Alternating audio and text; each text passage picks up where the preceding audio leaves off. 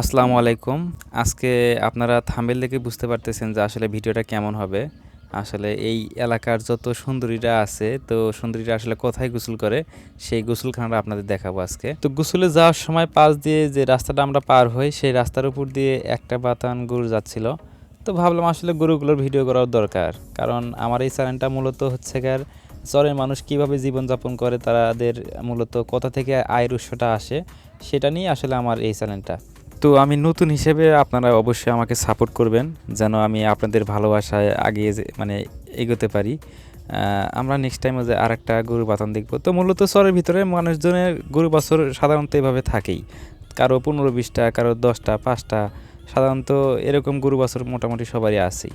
তো তাদের প্রধানত আয়ের উৎস হচ্ছে গিয়ে এই গরু, তারপরে আবাদ বসত। তো আমরা আসলে এত কথা না বলি, তো আমরা আসলে যে উদ্দেশ্যে আজকে ভিডিও করাচ্ছিলাম, সেই উদ্দেশ্যটা আজকে আপনাদের দেখাবো। তো আসুন আমরা আসলে কিভাবে যাই সেই জায়গাটায়। তো আমার ছোটো ভাই অলরেডি সেই রাস্তায় নামে গেছে। রাস্তাটা হচ্ছে ভুট্টার ভিড়ের ভিতর দিয়ে।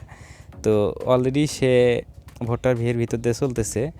এখন এখানে এমন একটা সেনসিটিভ একটা রাস্তা যে আসলে পাশ থেকে যে একটা লোক যে দেখবে এমন কোনো পরিস্থিতি নাই।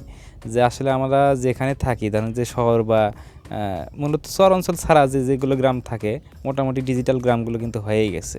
তো সেখানে আসলে বেড়া দিয়ে রাখতে হয়। তো এটা আসলে সেরকম না, এটা আসলে প্রাকৃতিক একটা আপনাদের বলবো যে এই বেড়াগুলো, যেগুলো আসলে ভুট্টার ভিড় দিয়েই তৈরি হয়ে গেছে।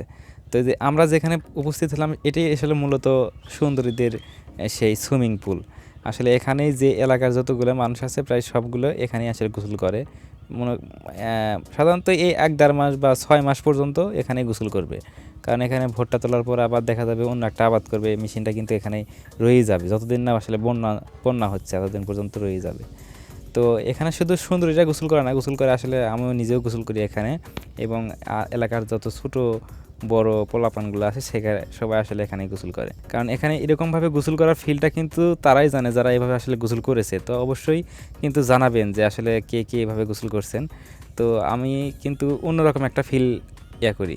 তো আমার ছোটো ভাই কিন্তু আজকে রোজা নাই, সে দেখেন কীভাবে পানি খায়। তো না, ছোট মানুষ কিন্তু সে রোজা করছে, এখন আর থাকতে পারে না, তার ঘাস আনতে হয়, এটা আনতে হয়। তো কাজ করে, বহুত কাজ করে সে। আমি যেহেতু থাকি তো জানি। তো ভালো থাকবেন সবাই, ধন্যবাদ।